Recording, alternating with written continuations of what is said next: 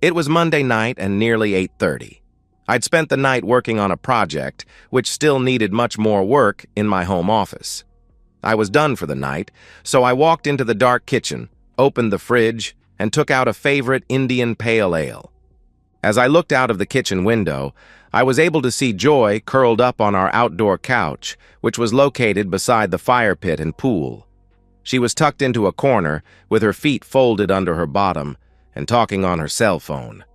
As I was about to walk out and join her, I noticed she was twirling a strand of her blonde hair with a finger in her right hand.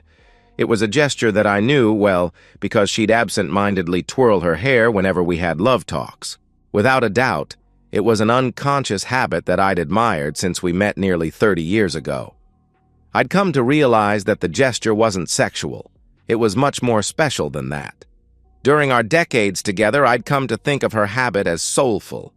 Whenever we were closest, Joy would twirl her hair.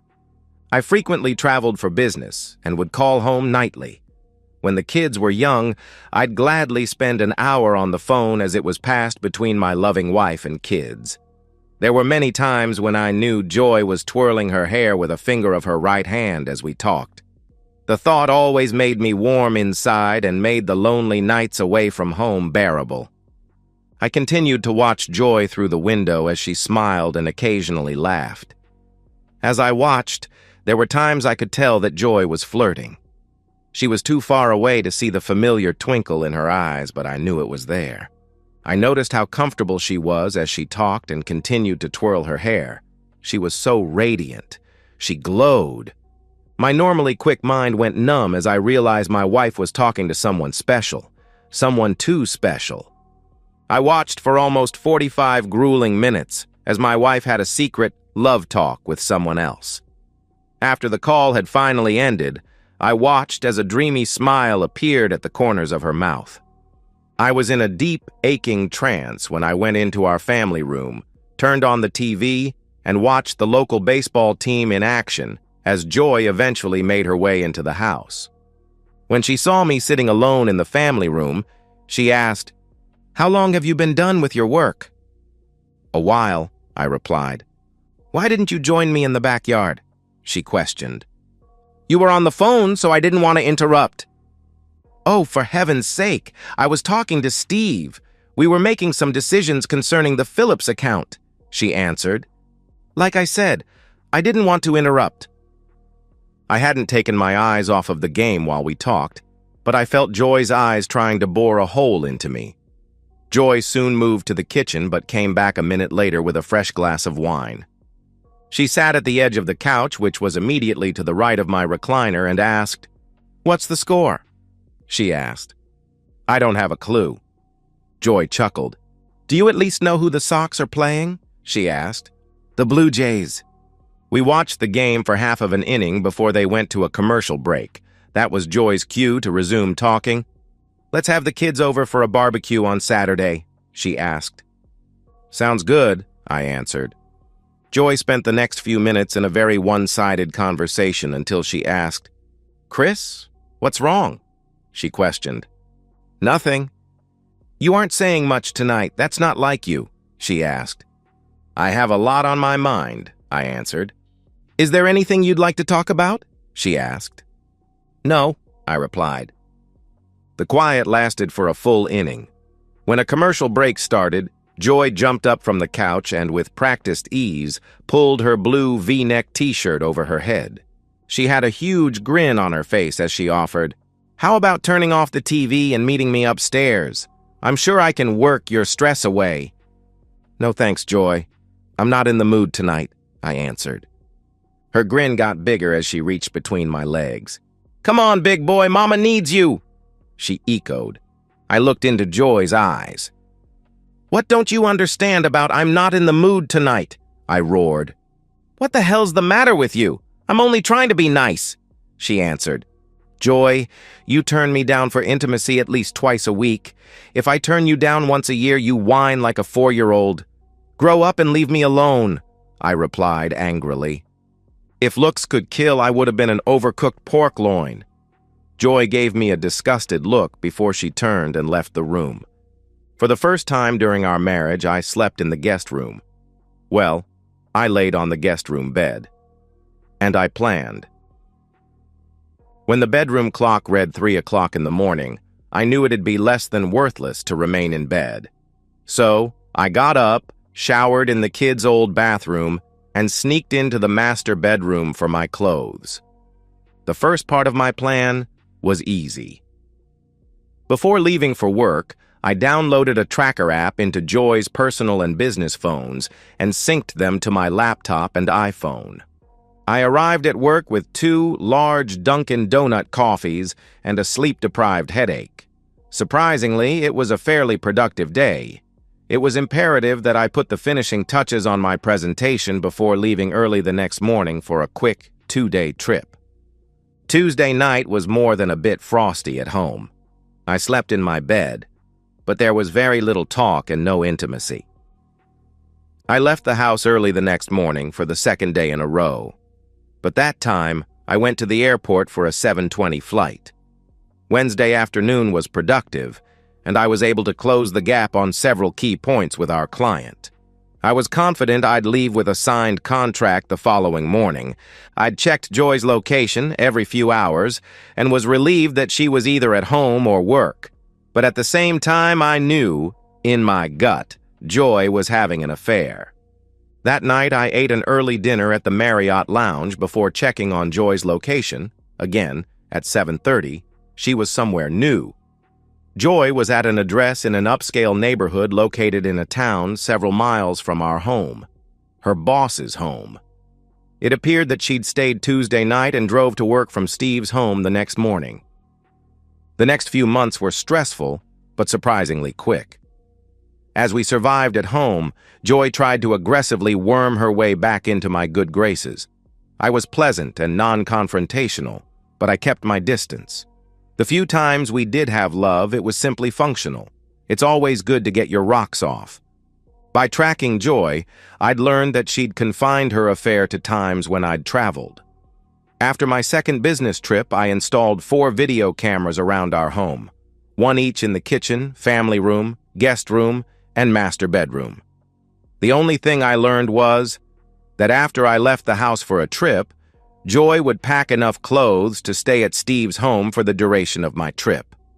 I was recommended to a family law attorney by our company attorney. Since our kids were grown and out of the house, our divorce would be a simple 50-by-50 split.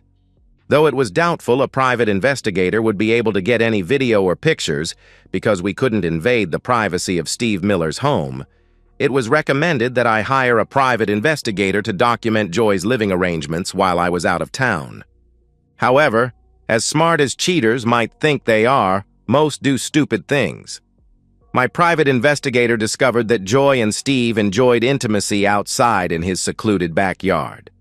I had pictures of Steve loving Joy while she sat on the edge of his pool and all over the backyard.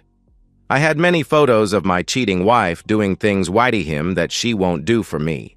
Other than my boss and personal assistant, everyone at work thought I was on a business trip. I'd left home early Wednesday morning and had breakfast in town. After the app showed me Joy had left for work, I started for home. For 2 solid days, I neatly packed and sealed cardboard boxes with everything that belonged to Joy. Friday morning was going to be D-Day, but first, I had to make 3 very difficult phone calls on Thursday evening. Our 3 kids ranged in age from 22 to 27. The youngest had recently graduated from college and was a first-year kindergarten teacher. The older 2 were also college grads and also professionally employed. Each call was similar in its grotesqueness. I cried with my kids and assured them I loved them, but I was going to divorce their mother. When each stated I was going too far, I asked, "Do you want me to send you a video of your mother in her lover's backyard?" They all declined. Thankfully. Joy picked up during the 4th ring. "Hi, hon. This is an unexpected surprise. How are your meetings?" she asked. "Hi, love. Meetings are meetings. You know how it goes." "How is work?" I asked. "I'm so happy it's Friday because I can't wait for you to get home. It's been a long, lonely week. I'm hoping we can do a little making up. Maybe a whole weekend's worth," she answered. I immediately noticed that Joy didn't answer my question about work, so I surmised she'd become a practiced liar during the last few months. Joy continued. "So, what do I owe the pleasure of this call?" she asked. "Well, I have a question for you. It may sound weird, but I'd like an answer," I answered. "It must be important because you rarely call during the day." "What's the question?" she asked. "Do you like my smile?" I questioned. "Do I like your smile? What kind of question is that?" "You know I love your smile," she answered. "Yes, you've told me that many times. In fact, it was the first thing you ever said to me. Remember that night at the frat party? You broke away from your posse of girls, came up to me and said, 'You've got a great smile.'" Next, I noticed an edge in Joy's voice. "Chris, what's this about? I'm concerned. I've made a purposeful effort, whenever possible, to be positive, to be happy. It's been a challenge at times, but living with the love of my life and my best friend, along with 3 amazing children, has made it worth the effort," I answered. "Of course I agree. It's one of the many things I adore about you. I love your smile, and I love your positive disposition. What I love best is that you're able to remain masculine, a man's man, with that gorgeous smile plastered on your handsome face," Joy answered. I let out a loud sob. I couldn't help it. Despite the lies and recent destructive behavior, I knew she loved me. I knew without a doubt that my bride loved me. There was an urgency, which I knew well when Joy demanded. Christopher Harrington, what is going on?" she asked.